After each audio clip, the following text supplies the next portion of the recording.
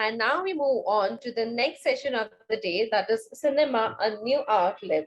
And for this, I would like to welcome our esteemed set of panelists, Mr. Ashish Singh, CEO, Leica Productions, Devang Sampath, CEO, Cinepolis India, Sharik Patel, Chief Business Officer, Z Studios, Shibashis Sarkar, Group CEO, Reliance Entertainment, Tanuj Garg, Managing Partner, Ellipsis Entertainment. This session will be moderated by Ms. Kaveri Bamzai, independent journalist. We welcome you all, and over to you, Ms. Bamzai. Thank you so much for joining me.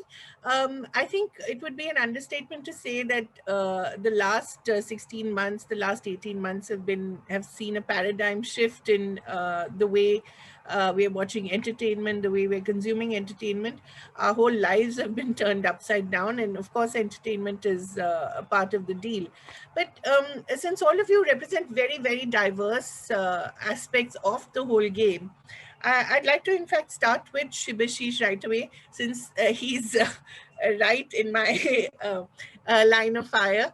Shibashish, because you clearly are a great believer in the big screen. You've been sitting, waiting very patiently for cinema halls to open. You've got at least two really, really big releases waiting, and you've shown the commitment and the faith in the big screen. May I ask why, considering everybody is all too keen to predict the end of the big screen? I know we've talked about this in the past. We've talked about how the big movies are doing internationally. We've got that example, of course. But is India different? And this is a question I'd like to pose to you, and then I'll go to the others. So thank you, Kaveri. Frankly, I think last 1.5 years or 2 years, whatever we have been talking or spending time in discussing, it is only through sheer experience. I mean, there is no, I mean, at least in our lifetime, we have not seen any precedent that based on which you can make some estimation or make some thought process. To take your first part of the question, that whether I'm a strong believer in a big screen entertainment, I strongly believe that there are different segments of entertainment or different segments of content which can be experienced for different medium or different platform. So there can be maybe a great story which you will not one will not find or find compromise, even if or probably enjoy equally if somebody is seeing it in the drawing room. Vis-a-vis, there can be a different experience of collective viewing where 300 people are sitting in a screen with whistling, clapping, and looking at his star cast coming onto the big screen. So those two experiences are different. Yes, I have been holding patiently along with my directors and actors two of the big or tentpole Indian films from that point of view. But at the same point of time, probably last 12-18 months, we have also taken some of our films straight to digital. So it is not that we have an issue in terms of that why some things will not come in a smaller screen. Different films or different experiences are made for different kind of content, and which we should do justice to. Coming back to the main part of your question, that why we feel that there is a hope or that there is a belief in form of a big screen to continue. The only way to address this thing is not necessarily only by belief. So I can have my set of own belief, but the fact is that we only go by a data and we only go by a precedence what is happening in the overall period of last 18 months. Fortunately or unfortunately, we need to go back to the same kind of a data or experience what we are seeing globally. If I look at probably last 12 months or last 14 months situation, the first country which came out of this situation was probably China. Yeah. And from probably mid of last year to now, if we look at purely Chinese films which released in China, it started with 800, then it went to Jiangjia, then it went to Little Red Flower, then it went to Hi Mom, then we saw Sister. Each of the films came and went on to do like a $500 million, close to $1 billion kind of business, and audiences have came back with a vengeance. If you look at a smaller market, if you look at a Korea, we have seen films like Ally, films like Peninsula. If you look at Japan, films like Demon Slayer, and last but not the least, in between, even a couple of Spanish films did very well when they opened up after the first wave.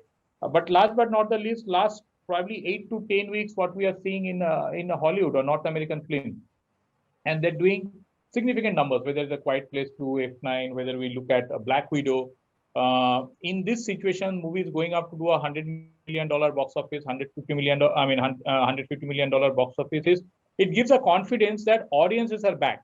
Closer to home, if you look at a period between Jan to March, or probably December to February, that period of time, while we have not seen that momentum in the main Hindi or Bollywood space, neither a lot of films came that point of time. Neither, at the end of the day, audience have to like a content. It's not that just because cinemas opened up, any kind of content comes, people will come and see.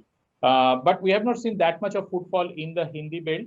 But if I look at South and all the 4 languages, it started probably the big numbers are like we saw seen in Master, in Tamil, Vijay's film. In Telugu, I think in the Pongal or the Shankranti, all the 3 films did well, whether it's a Crack or Raid. Then subsequently a movie like Upena, subsequently a movie like Jati Jatalu. In Kannada, we have seen movies like Robert. In Malayalam, we have seen movies like Priest. So all the South market, we have noticed that 2 months, audiences came back to see, have a big screen experiences if they're excited of the film. Some of the Telugu movies did, disproportionately better than whatever even was expected. That gives a hope that if today, if we see that that same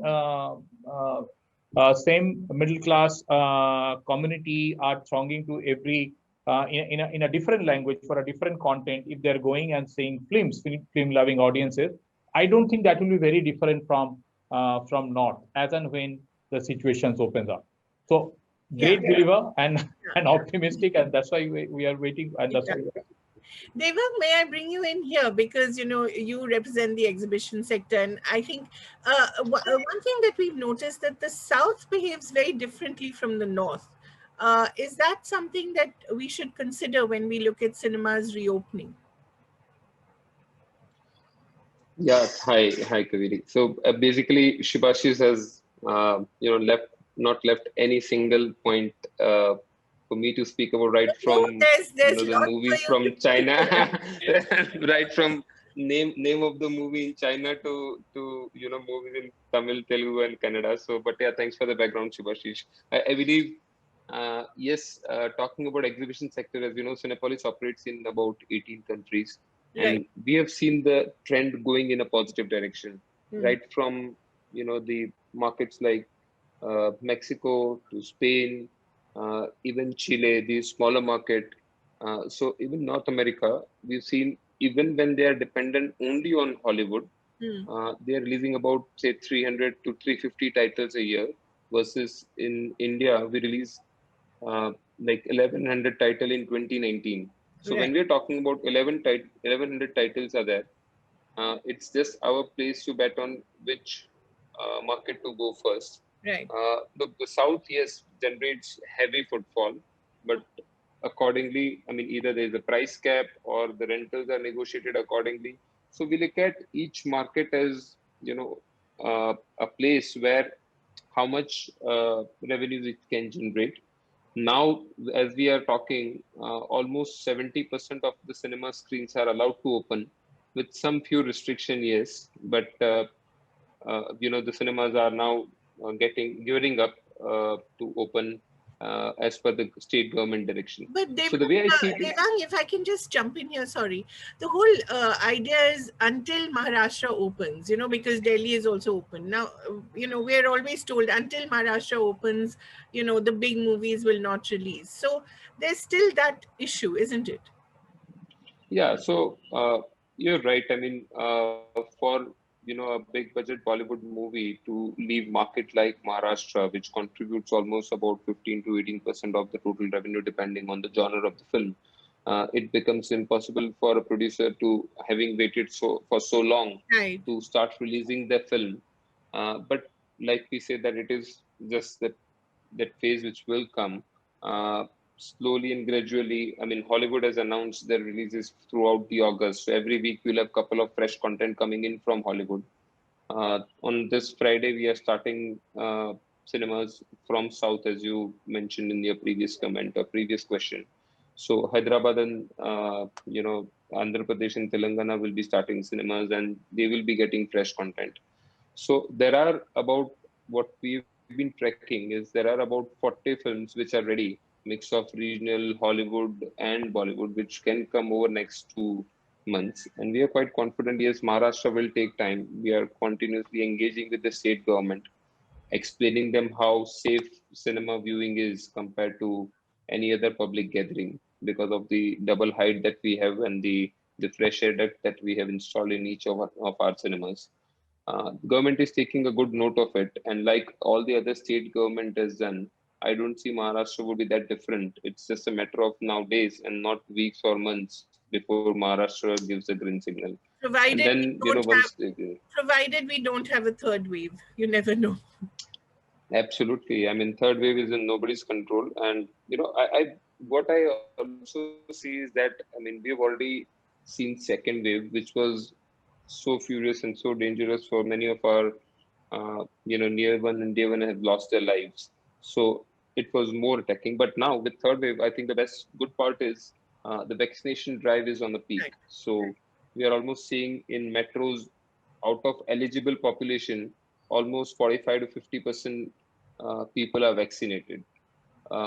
Even when you talk about pan India, about 35% of the population is getting vaccinated. So It's one dose. vaccination is, yeah, at least with one dose, yes. And with that, I see a lot of confidence getting built in consumer, and of course, scientifically, it's much safer. At least you're not losing your life, and the life has to go back to normal.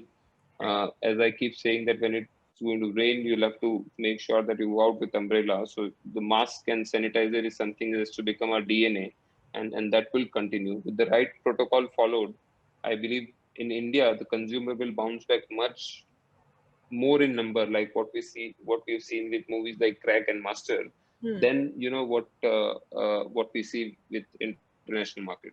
So in international market also, we have seen audiences coming back, China reaching up to 100% of the pre-COVID level. But India, I would say that because of the pent-up demand which is there, we are just a one blockbuster away. The moment we see one blockbuster, the entire myth of whether audiences will come or not, or whether the cinema is history or not, will get cleared. That's what we strongly believe. Sharik, may I bring you in here, because you, in a sense, tried to create a new model, and I don't know how successful it was, but it certainly caught a lot of attention and captured the imagination of quite a few viewers. Of course, I'm talking about Radhe and the whole idea of pay-per-view. The problem, of course, with a model like that is that we really don't know the numbers. I know that you gave the first day numbers of 4 million subscribers, but there was a lot of argument and a lot of debate. How much of it was new viewers? How much of it was existing viewers? So the problem with that is always going to be the measure of stardom. And I think that is so intrinsic to what Bollywood is, or what any industry is. Stardom is eventually measured at the box office. Despite the fact that we've created so many new stars over the last 18 months through streaming, we don't seem to have gotten away from that. Or do you think we have? So I think you're the best person to answer this. You took a huge risk. Yeah. So okay. So let me just you're right. The measurement of stardom is one aspect of it. Other than that, I really don't see any reason why any of these numbers float around, other than the vanity of the producers or whatever. Really, I mean, the actor. It's predominantly for that. So it's purely for stardom that these numbers are important. Otherwise, what we actually what money we make or we don't make. I mean, we're a publicly listed company. If you wait for a few months, you will get what were the results of, which happened, for Radhe or for Sharik, I was thinking of asking you, so how much money did you make? We made enough. We made enough. Did you make a profit? No, so a profit. Does anyone make profits on these big blockbusters? It's always about, it's always about getting the turnover, right? I mean, Shubhashish is there. We've got Tarun, you've got Ashish. The big ones give you the big turnover. The stars don't allow you to make profits, right? I mean, so that aside. I mean, I was just on, that is on jest. But just before we get into, I mean, I'll talk about the hybrid release strategies and what we have been doing. Our philosophy has been is that, yes, we're all in a very difficult place. There are two ways of doing it. Either we sit, mourn, and we wait for things to improve, and and then release everything, or it's literally, horses for courses, and depending on what the films available are and what the situation is, we have done whatever is possible in the last 18 months. We did Gunjan Saxena went to Netflix. We had Khali Pili, which helped launch our pay-per-view model. We had we were the first Hindi film to release on Diwali last year with Suraj Pe Mangal Bhari. We released immediately after that Peninsula, the English dubbed version of the smash hit. We were the first to release a Telugu movie called Solo Vetuke. We are now lined up to release Poda as soon as Punjab opens. So for us and for Zee, we will we evaluate what needs to be done literally on a monthly basis, saying what is the current situation and what do we need to do to to monetize the investments that we have, right? With Radhe, it was one of the things that we acquired, hoping that that COVID was behind us, and all of us all of us got carried away thinking in Jan Feb that ab to sab khatam ho gaya. It's all good, and we announced in Eid. And I think somehow it was just a little bit of that once we've taken the decision, let's move ahead. And more importantly, I think very important to understand that for a large company like us, it's not just about the studio business, right? I mean, Zee being a listed company, ZEE5 is an extremely important cog in the in the machinery, which drives the overall company's whether it's profitability or outlook or what the future of Zee is going to is going to be. So we took a very calculated decision, saying that what we needed was a ramp up on subscriber numbers, and we did extremely well on TVOD, on Tata Sky and various other platforms which were there. We released internationally in Dubai. In UAE, it was its opening weekend collection was even greater than Kong versus Godzilla. Wow. But the footfalls were lower than what all of us expected. I mean, that is to be expected. I mean, there's no magic switch where suddenly there'll be this huge deluge of audiences coming in. We continue to be big believers in the theatrical window. However, since Devang is there and we keep having multiple fights and these things, I think the times are changing, and I think the faster we all acknowledge that things are changing, and let's move ahead rather than sticking on to the original ke ye aisa hi hota, and if this doesn't happen, we won't allow this. I think there was a serious lost opportunity for the entire Hindi film industry in Jan, Feb, March. I mean, South showed the way.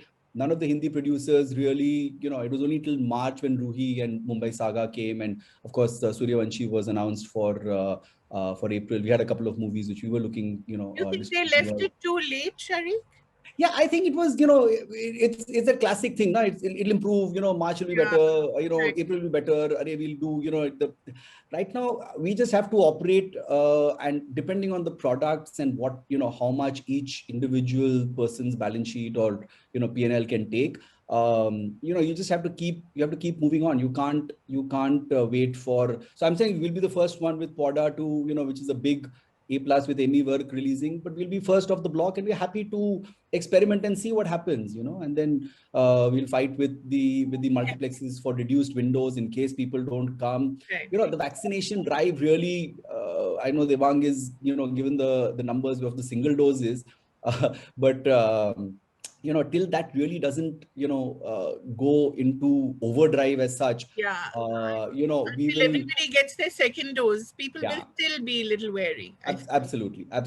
The other thing which also I think very important, and this is again my discussions which I've had with the multiplexes in the past, and I'm happy to again share it. I think the push that multiplexes are safe and or as safe as as anything else. I think a lot more concerted effort has to be done by the multiplex industry to get the people in, right? In terms of whatever, of course, one is us providing the products, but in terms of whether it's public service ads or whatever needs, because malls were, even between Diwali and Holi, malls were chakachak full, but there was no one coming into theaters.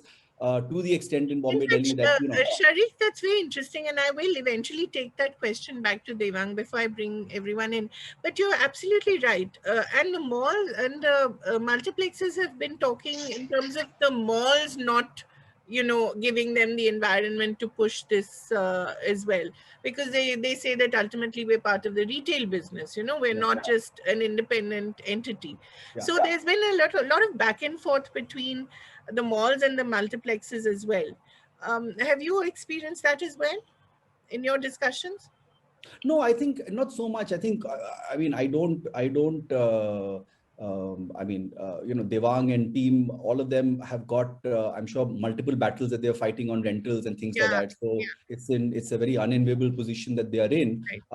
But not so much. What I meant was that, all of us between the two waves were out, whether it was dining or shopping or whatever, Right. because of lack of products. I think multiplexes footfalls in the Hindi speaking markets didn't take off to the extent all of us hoped, but I think a lot more needed to be done collaboratively to make sure that products, because in our business, see, as a producer, we can hold on. Shivashish, again, we've been on, I don't know how many, some 10 panels in the last 18 months, Yeah. and he's always in the in the hot seat. That's why he's actually, I like your style, Shivashish. You're not sitting anymore. Not sitting anymore. He's standing. He's changing. I was about to say that. He's changing the paradigm of these meetings. Yeah. But yeah, it's just important to. Sorry, I lost my train. My train of thought over there. No, but I think this is the point that you're making, that a lot of people like Shivashish just sat on the product. Well, to put it impolitely, and to put it politely, they persevered and they were patient and they believed in. But we'll come back to Shivashish. Quickly, I want to get in Ashish and Tanuj before I go back to both Devang and Shivashish. Tanuj, may I come to you and say that, you've been an insider now for the longest time. You've been in television, you've been in cinema, you've seen how it all works.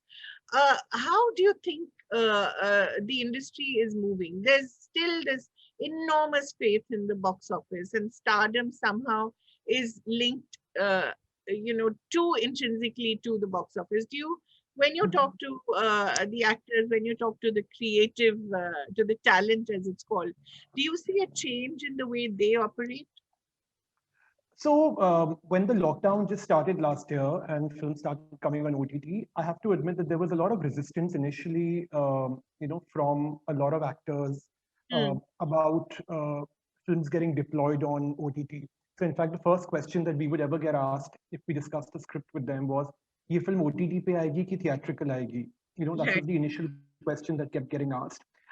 And I think we knew it was a matter of time before that mindset would change. And I think that's what has happened over the last couple of months. I think a lot of actors, a lot of directors have sort of come to terms with the realization that they can no longer, or rather they should no longer, dictate or have an opinion on what the distribution outlet for a film really should be or ought to be. And I think today, with even the biggest of stars and the biggest of directors making peace with this position, I think everyone down the line has sort of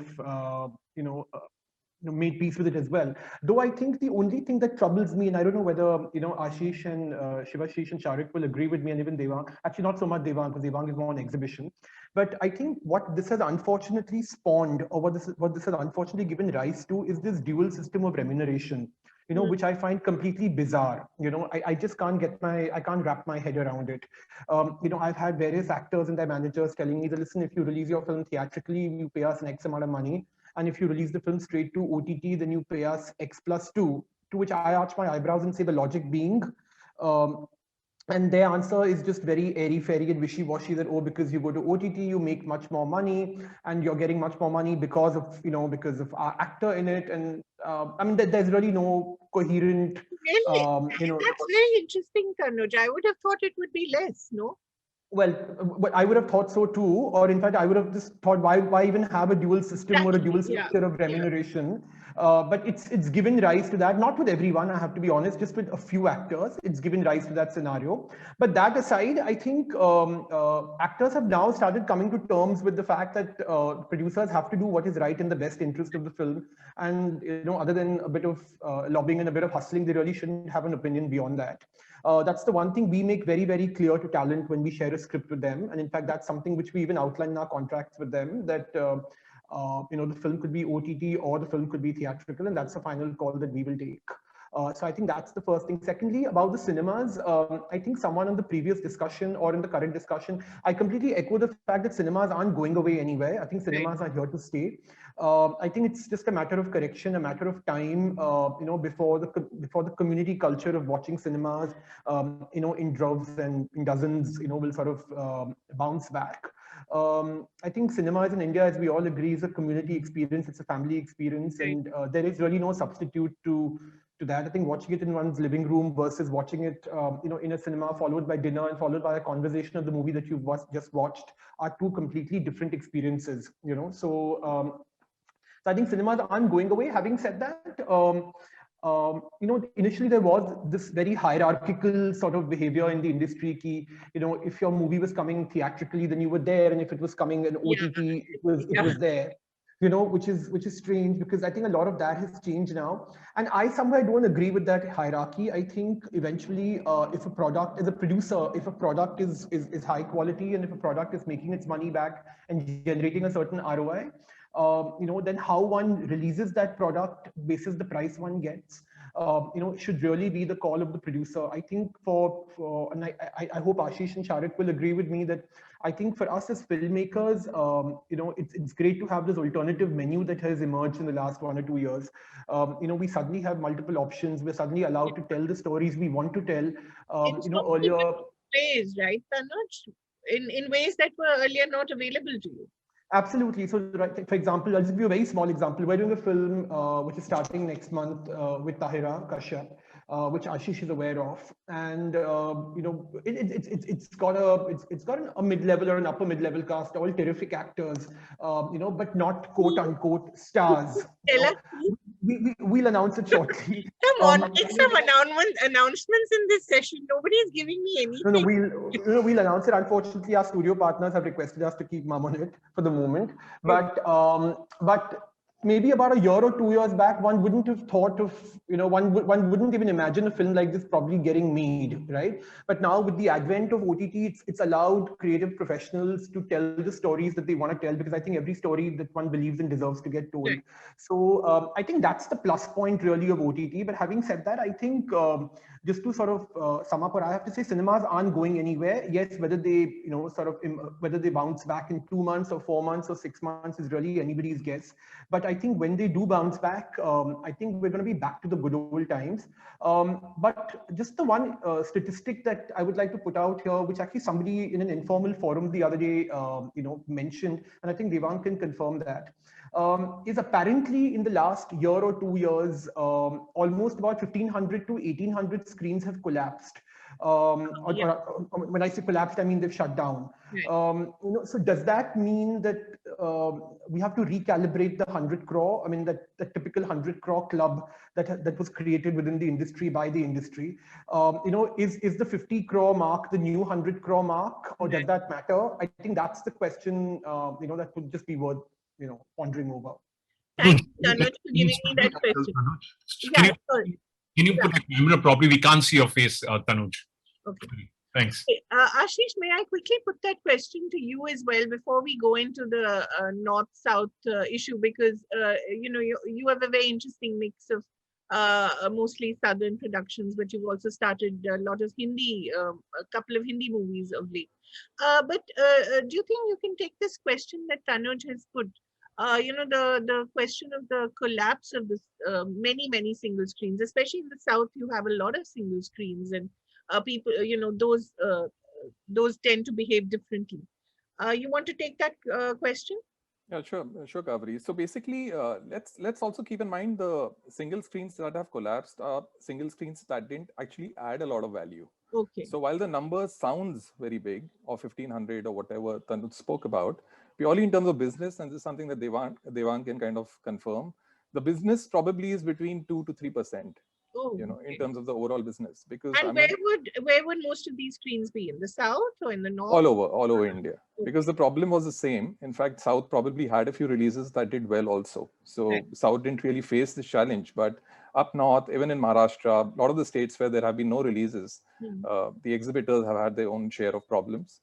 And hence, it'll be very difficult for some of them to bounce back. And they have options, right? It's land. lying Right. there. So they always have that option of going back and finding a But solution. but sorry, again to ask you, Ashish, isn't it true that if you have a single screen, then you have to retain the land that whatever you build on it, you have to retain a screen there? Yes, but the size of the screen becomes a lot smaller, right? So the business will get impacted. There's no question about it, purely in terms of the number of seats we have. But then again, they find their own ways of, I mean, business can always bounce back, right? A single screen, if it's converted into a multiplex, the ticket rates will go up. Right. So if that's the case, then the revenue will come back. Right. So each single screen is going to be very unique in terms of what they do with it. Yeah. But having said that, I think all of us are very sure that the business will bounce back. And like Shibashi spoke earlier, Devang spoke earlier, we have great examples in China, Korea, and now in Hollywood, where people are thronging the theaters without masks. And I think that's not a very good thing. I'm not asking them to do that, but what I'm trying to say is that people are very keen to go back. And the challenge has been the vaccination. And if from my personal experience, I can say that, I mean, I would love to go back to the theater, but my problem is that my kids are not vaccinated. So what do I do with them? So the business may be impacted from that point of view, purely in terms of family audiences, and that too for the next 3 or 6 months. But I think from quarter 22, I think first quarter, we'll be seeing business bounce back. The other challenge that the industry will be facing is that there'll be a plethora of releases, right? So each producer will be eating into each other's business. Right. Likes of Devang will be smiling because they'll have a lot of content week on week, flowing. And we can exert a bit of muscle there and say, finally they get back to the position of power. Yeah, and there's ready content everywhere, right? There's English content that's waiting. There's content down south. There are a lot of Hindi films that are waiting. Shibashish has 2 of the biggest ones waiting. So, from that point of view, it will be a huge challenge for the producers in terms of maximizing the revenue. But the exhibitors will be smiling. I wanted to ask you, you've got one of the biggest releases, I think, RRR is, you're distributing it, if I'm not mistaken, Ashish? We are distributing RRR in Tamil Nadu. RRR, yeah, sorry, I call it RRR. But, what are the lessons that the Mumbai film industry can learn from the South? Do you go big like Telugu is going, or do you go really small and very niche like Malayalam is going? Are there lessons that one can learn, the Hindi film industry from the South? So honestly, big and small is also kind of dedicated by the business those films do, right? Kerala is a small territory. Kerala, the films in in that territory haven't done a business beyond a point. But Telugu and Tamil films are watched all over the world and have a big, in terms of a lot of theaters, and over a period of years have developed a lot of single screens and all of that to get that business. The learning, I think, for so-called Hindi industry is how do we kind of make films translate into other languages. That's something that the South industry has done wonderfully. It started obviously with Bahubali. But now they have avenues to make money. A Tamil film can release in Telugu, Kannada, Malayalam, apart from Hindi. And let's not just talk about the theatrical business. Let's also discuss the kind of revenues are generated through satellite, So Hindi, a big Tamil film can generate a lot of money on satellite by releasing it in Hindi, by just dubbing it in Hindi, as simple as that. So I think that is something that the South industry has cracked big time. As far as we are concerned, we have experimented with dubbing. While I was at Yash Raj, we tried a few films, and very big films with very big stars. They did reasonable business, but if you compare it to what the South films have done in Hindi, I mean, we've not been able to replicate that. Why is that, Ashish? I really don't have an answer to that, to be very honest. Because these are big films, big commercial films with big stars. And I mean, I'm sure they watch them, whether on OTT or on satellite. Maybe language is still an issue, though they're clearly subtitled. But still, I mean, I really can't put my finger on this, why this has not happened. I think it's a matter of culture as well. The kind of projection that you have in the South, maybe the stories are more rooted. It's very interesting. The Southern films, for instance, do very well in Bihar and Odisha, thanks to satellite television, which is so interesting. Also, I feel what probably is one more reason is that some of them do understand Hindi, right? So they have the option of going and watching it in Hindi, the preferred language. Exactly. Maybe that's the other reason. Devang, we have to come back to you because a lot of questions have been put to you. Is the 50 crore club the new 100 crore club? Devang, are you there? So interesting. You know, Yeah. I'm pretty much here. I can hear you loud and clear. So yeah, I mean, you know, like what we see in media, the numbers that we've seen so far is only in media. Right. While the first wave was phasing out, second wave just chipped in, and before that, we did not see like a major, you know, movie getting released, especially movies like Suryavanshi, which, you know, audiences had made a pre. I mean, I've always spoken in a lot of forum that, you know, Suryavanshi was a movie which was announced, and people had made their mind that okay, the next movie I'm watching is Suryavanshi. Exactly. So even while we opened the cinemas, most of the people were not even aware that the cinemas have opened. Right. A lot of single screen chose not to open the movie before the one big blockbuster comes and you know, hits the silver screen. So I don't really know you know, whether those cinemas whether they would really not reopen, or they are just waiting for the blockbuster to start opening the door again. My belief is they would reopen. Having said that, like Ashish mentioned, you know, those single screen, I mean, if you really look at 9,500 screen that we speak about in India, there are about 3,500 multiplex screens. Right. And those 3,500 multiplex screens have now started contribute about 70% of the collection. Right. So balance of you know, the films which the big blockbusters, if they are so releasing in 5,000 screen, out of 9,500 there are enough screens for a movie.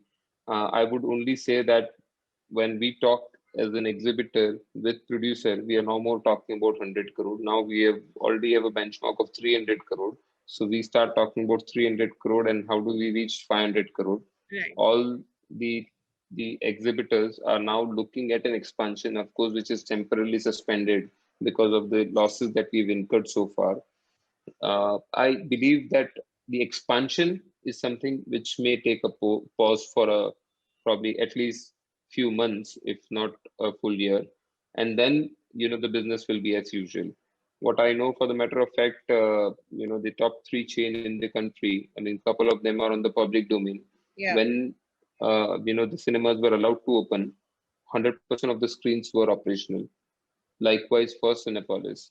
So we don't see this as like an issue. We don't see this as a you know, the benchmark getting reversed. Of course, it will take certain time, a temporary, I would say, a ramp up period, as we call it internally, while Ashish can take his kids along when both of them are vaccinated, because the life has to come back to normal. Yeah. While, you know, the kids, I mean, the parent gets their confidence while they come and look at, you know, how the cinemas are maintaining the basic hygiene clear.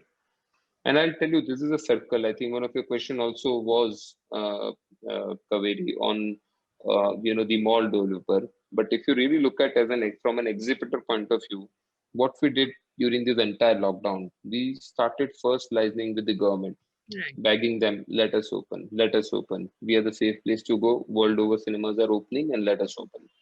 The second lockdown came before the government could fully get convinced. The second lockdown happened. I mean, thanks to few industry friend from Bollywood, we in fact managed to get even the 100% capacity, and, you know, cinemas were then operational with 100% capacity. Then the second piece of battle for us is to convince our developer. Yeah. Thankfully, right from government to a developer, all of them have understood the situation that that the exhibitors are in. I mean, we've been struggling with them. They are equally struggling. They have their fixed cost to pay to banks, and, you know, the capital investment that they've done. But again, we reached to a mutual understanding of working on a revenue share model.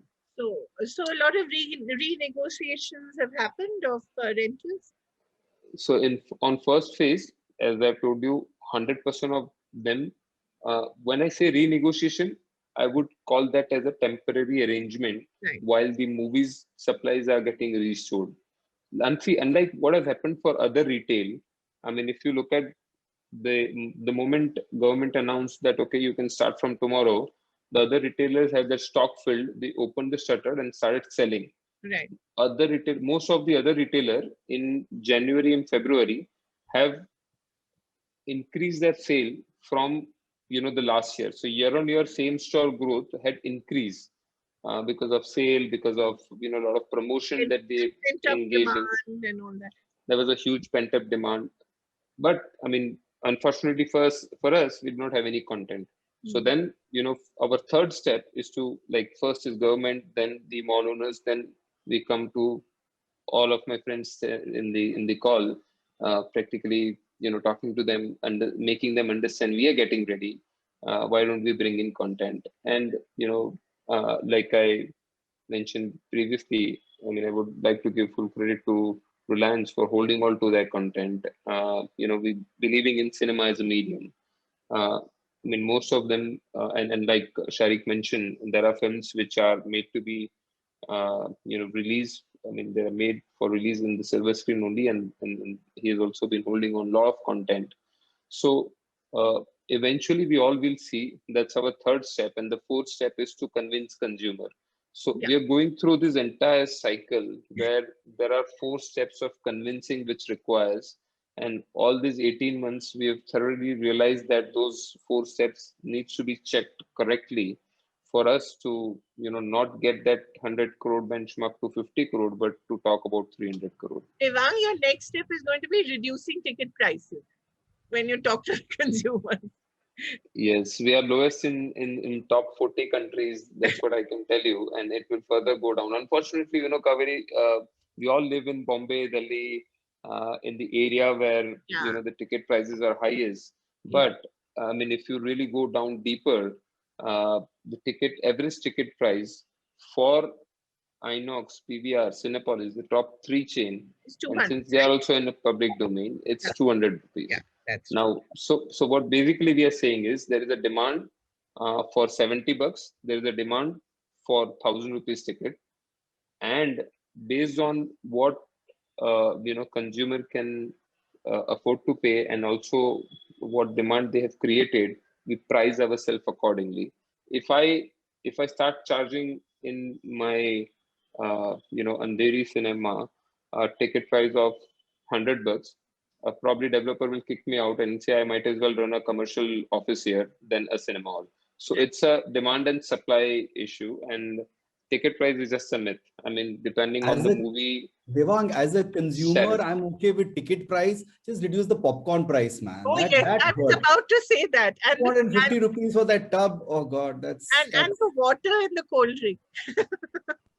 So water is absolutely at MRP, and yes, popcorn is something where you are seeing that 100 crore films, because unless we charge for popcorn, there will not be any profit. We all, the cinema exhibitor, operate at about wafer thin margin of a PAT of about 8%, and if we don't get that, we'll not be able to expand. I am happy to charge lesser with not expanding any cinema hall, and then maintaining the cinema hall that we have, and we'll not be talking about another fresh benchmark. Okay, but happy to participate. That sounds like a threat.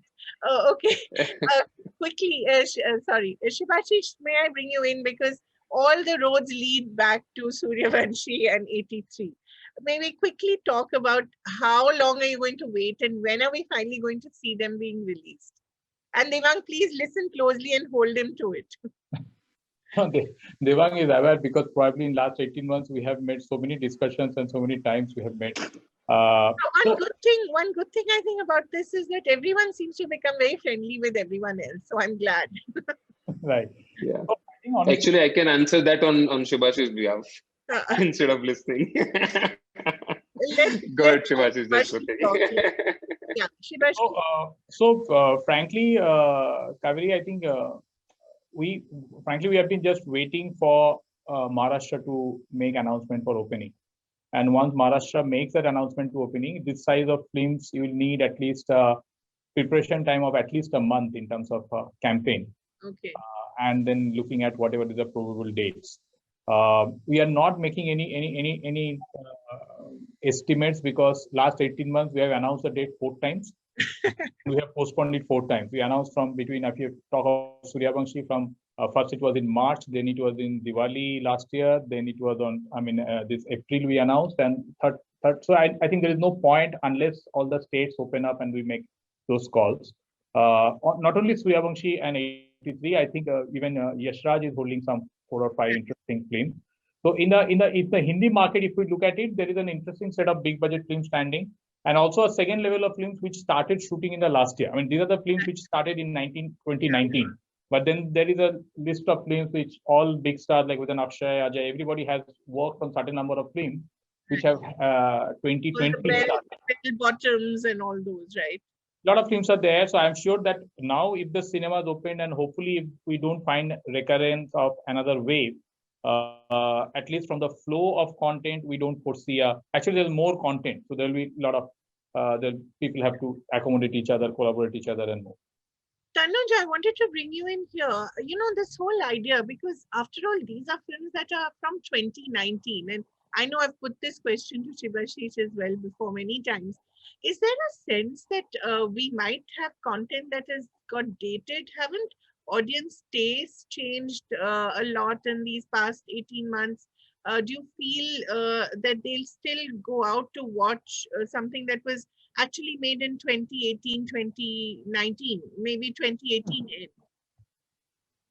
I don't think we have any leftover content from 2018 that is still carrying on. But I think, yeah, maybe 2019 content. But I mean, I don't know whether the others will agree with me, but I personally don't foresee any issue, with that. Only because I think the overall grammar of filmmaking has changed the last 7 or 8 years, where people are generally, and I use the word most people, not everyone, but most people are generally, producing content or creating content which is not, which is very different from what content used to be donkey's years back, right? So the kind of content that's coming out is more contemporary, more relatable, more real. Like I said, in certain cases. So that doesn't really run the risk, with exceptions, of suddenly becoming very passé or becoming very obsolete. So I wouldn't, so just to give you an example, the film that we're starting next month, I can only cite that as the case in point. It's a simple story about, about 2 or 3 women, and their cultural and adjustment issues, with society, with their husbands. Now that's a pretty universal sort of subject, right? I don't see how that will sort of become dated, whether, it was made 2 years back or 1 year back. And it's not like there's been some massive changes in technology in the last 2 years that suddenly what was done in 2019 is going to suddenly seem very outdated or discolored or odd, 2 years later. So I personally don't foresee any issue when it comes to pieces of content. Right. May I bring in Ashish here and talk about the whole idea of stardom now? It's also a pan-Indian star that we're talking about. It's no longer a star who's restricted by any particular boundaries. Isn't that true, Ashish? When we talk about people like Prabhas, for instance. Yes, absolutely. You hit it. Yeah, Prabhas actually stands out, because of Bahubali. There's no question about it. Right. And he followed it with Saho. So the film, though the content is still debatable about Saho, but purely in terms of the numbers, he got a great opening. He did a great number in Hindi as well. So clearly, there will be stars emerging out of different regional markets. But the way stardom works, and like we all know, it's based on numbers, right? So you have to hit the big numbers to become a star. And so essentially, they'll have to come in these big films and stars will come out of those. They won't be content-driven stars, so to say.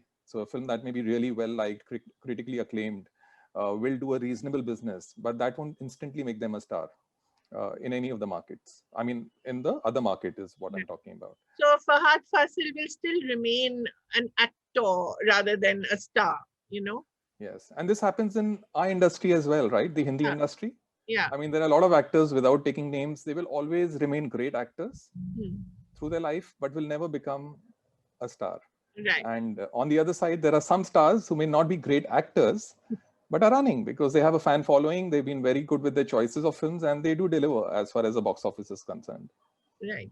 Sharik, but Kaveri, just to add to what Ashish just said, so and maybe it's just my personal viewpoint, but I think I'm of the opinion that, a lot of that is now, at least I'd like to believe that, has altered quite substantially because I think, yes, while the divide between stars and actors, Ashish is right, will always remain, will always exist, But at least from my own experience and hopefully from, what a couple of other people are doing as well, I think the time is here. And I think there are enough and more examples in the last couple of years to demonstrate that, in fact, actors are faring better than stars. And in fact, there are a couple of stars who are relying on perception value and named value, but who are actually not performing even half as well as the actors. Now, Tanuj, here's where you have to name names.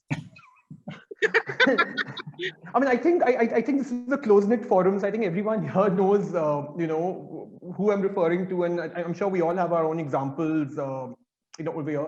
But I think, a lot of the OTT actors who've now back in the day, television actors wanted to sort of transcend and sort of get into movies. Yeah. You suddenly have a lot of cross-pollination happening between OTT actors and theatrical actors, and be it a Pratik Gandhi or be it a whole bunch of them who are now sort of moving into the logic, they're still actors and they haven't really become stars. My counter logic to that is, bhai, stars ne kya ukhad liya? Except for 1 or 2 of them, unhone पिछले 2-3 साल में भी कुछ तीर नहीं मारे हैं यहाँ पे, So if you ask me personally, I would much rather, place my bets on going with, with actors, sort of having a balanced cast, if you know what I mean. Having the quote unquote star as well, but sort of balancing it out, with an actor who has credibility and who comes to you for a more cost-effective price, with a better work ethic, with more discipline, and might still, end up delivering the goods for you, as opposed to somebody who's high maintenance, high baggage, troublesome, untalented, and still won't perform. So I love that description. I wonder who fits that. A lot. Sharif, may I bring you in here, because you're someone who handles all these many kinds of businesses and many kinds of egos and vanities. So what was your biggest learning from taking that huge risk on Radhe? I really want to know that, because there seemed to be a situation where the star put a lot of pressure on you to release the numbers for the first day, but then we didn't hear of the numbers later. Was that because, he was so obsessed with this whole 100 crore club, it had to be replaced with some other figure that was relatable? No, I think the reason to give the number was something that we thought of ourselves, actually, rather than, right. There was no reason for us to give it out because the number from the star. No, absolutely. There was no pressure from the star. I think it was our way of saying that how do we, because we also were on a pay-per-view model, it became important to try and just give comfort to help grow the market. Right. Obviously, we didn't want to, so we just gave the opening day numbers, and then, to continue, I didn't want it to become also a bit of that, as I said, what the numbers are is no one's business other than the people who've actually invested in the movie, right? I mean, other than for that stardom. Amazon, for instance, exactly. The big international guys never give away their numbers. Exactly. So it was more in terms of saying that, that there is an opportunity if you do, right. Look at, coming up with hybrid solutions, because I think the need of the hour till this thing does not settle. If you see internationally also, Disney, Warner are both running, different strategies, and, there's interesting articles coming out saying, how each studio is planning their slate. Exactly. And I think, increasingly we at Zee are starting to think like that, saying that, we've got, in our lineup, we've got, say, Vallamai, Maidan, Raksha Bandhan, big movies. What do we do with that? Now we've got smaller. Chauda Phere was ready. I'm going to, it released on ZEE5, last week. I've got this really nice, children's dance film, which is getting ready, which, budget wise and starcast wise, it's very, it should go into OTT because that's the easier thing to do. Right. But it's been made for that community viewing for children, because you don't make children movies, right? So, can we hold on that for, say next summer, so I think that's the, I think for the first time, studios are starting to, evaluate windowing and release strategies. Otherwise, it was it got into a very cut and paste model. Na ki ye karo, itna itne theaters mein karna hai, itna PN hai, so many city tours. It was I mean, last 5-7 years it was cut paste model. I mean, there was really it was getting very cheap as well, no? Sorry, I lost you there. It was getting quite tedious. I mean, it was. No, absolutely. I mean, I'm telling you, all the trailers look the same because it's the same 3-4 agencies cutting it, and entire industry jumps in to support each other, saying, "Wow, what a great trailer!" I mean, it's all the same. There's really no difference in, you know. And then they come to the trial and say, "Wonderful movie," and then they bitch about it. That of course, but I'm just saying in terms of, I mean, really, I mean, I can't remember the last breakthrough trailer I have seen. I mean, I'll tell you the one which came to mind. I think the last time that the trailer was interesting was Jagga Jasoos, which was some, whatever, 6-7 years ago. And then what happened to the movie, poor thing? You know, that apart, I'm just saying, but you know, it just, everything has just got so templated in our amongst the studio business, and all of us just follow that same pattern. You have to go to 5 cities. If you're a big star, it'll be, you know, there'll be a chartered flight, and you know, they'll do world records of, you know, six malls, you know, 10 appearances. You know, all that has changed. Suddenly it just become, you know, you can do Zoom, you can do this. It's all, you know, so a lot of the P&A expenses, which were literally done for the vanity of, you know, of the stars. And, you know, we would feel good, ke dekho, you know, itna PR ho raha hai, itna ye ho raha hai, which really, the other thing which has really come to the fore is social media clout accounts for nothing. Yeah. You know, you could have, you know, millions and millions of followers, which is okay for, you know, maybe some brand or whatever, but how that translates into, you know, so a lot of those myths, and I think that has been a big learning for us, you know, looking at. So one is the whole PR game now definitely has to step up. You have to do something completely different, right? When the big movies release, you can't. Absolutely. Will they go back to doing these city tours and all? I hope not. I hope not. I hate paying for, you know, 5 lakh rupees hair and makeup for the actor, you know, for, I'm like, dude, you know, it's, you know, the same thing can just go into. I hope Shivashish is listening to this. And this is for men and women alike, right? Yeah. Right. Okay. So PR changes. What else changes? The cutting of trailers, hopefully, will that change? I don't know. I don't, I mean, that we'll see. But I think, you know, I think it's yet to emerge as to how now to release the next big theatrical, and full pressure again back on Shivashish, you know, to come up with, you know, interesting things. I mean, it's happening, you know, with 83, they've done that entire, the merchandising, you know, which again, it's you know, as a studio or as part of the film fraternity, we are wishing that succeeds, because, you know, that opens up new opportunities for, you know, for revenue and for the brand to stretch further and things like that.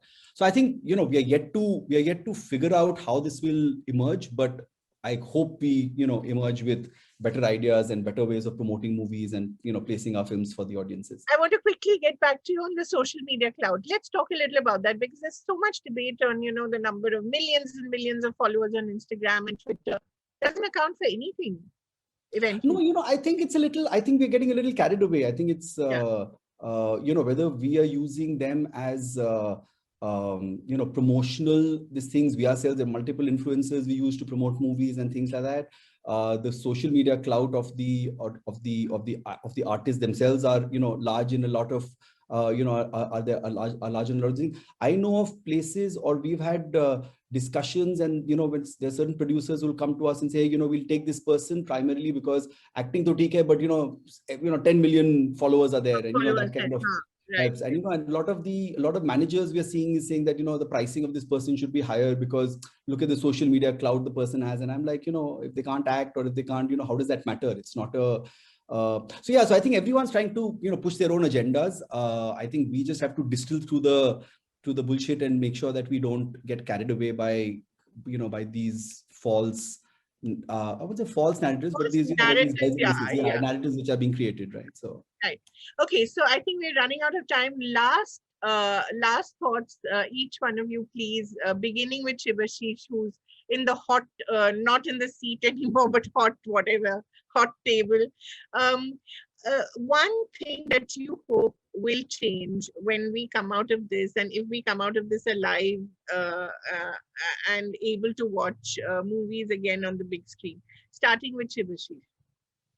No, so I think there is no one particular thing which I think, because I mean, I probably have a firm belief that when audience come back, whatever we are experimenting even in our thoughts of last 18-24 months, will prove to be wrong. Since as a country, we have not experimented to the situation that, okay, full scale cinema viewing experience have not started. Probably there is a lot of experimentation in our own mind. We have created theories, we have created subsets of theories, and and there is no other way but to live in those situations. Probably a lot of them will again prove to be wrong. Right. I mean, various points. I mean, we have been discussing like discuss about a situation of star actor situation. We have discussed about a situation, big tentpole, they should come on the OTTs or not. I mean, all these theories have been proven many times. Like if you look at like why a big tentpole film will not come on OTT or vice versa. We have seen the situations of, say, An Irishman. We have seen a situation of Six Underground. Those kind of films have came. So I don't think in today's world the so-called star or actor have any kind of issues in their mind that why they should not come on OTT. They will have reservation. You have to navigate through that reservation. At some stage, they will.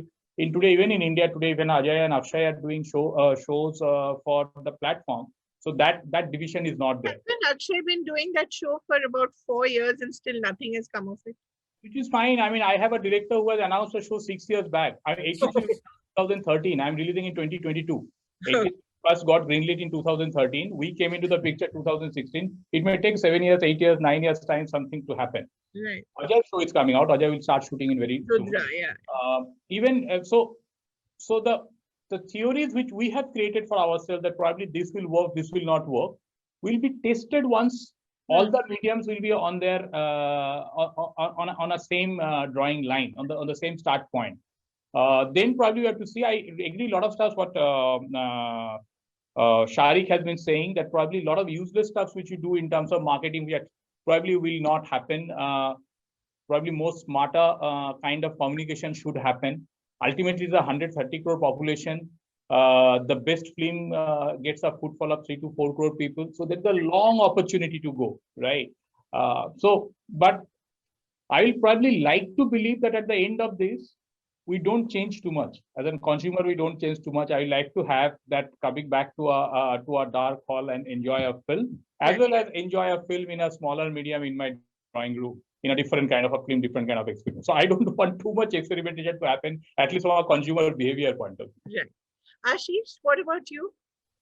So what I strongly believe, and I think everybody knows it, content is king, right? Yeah. If we just continue making good content, make it compelling. Queen. Let's be gender neutral. King, queen. Yeah. So what I'm trying to say is that as long as the content is good and compelling, it will find its audience, right? Whether it's the theaters or OTT or anywhere else. And those producers will always make money. There's no question about that. Coming back to what Shibashish was saying, I personally feel that we have very short memories.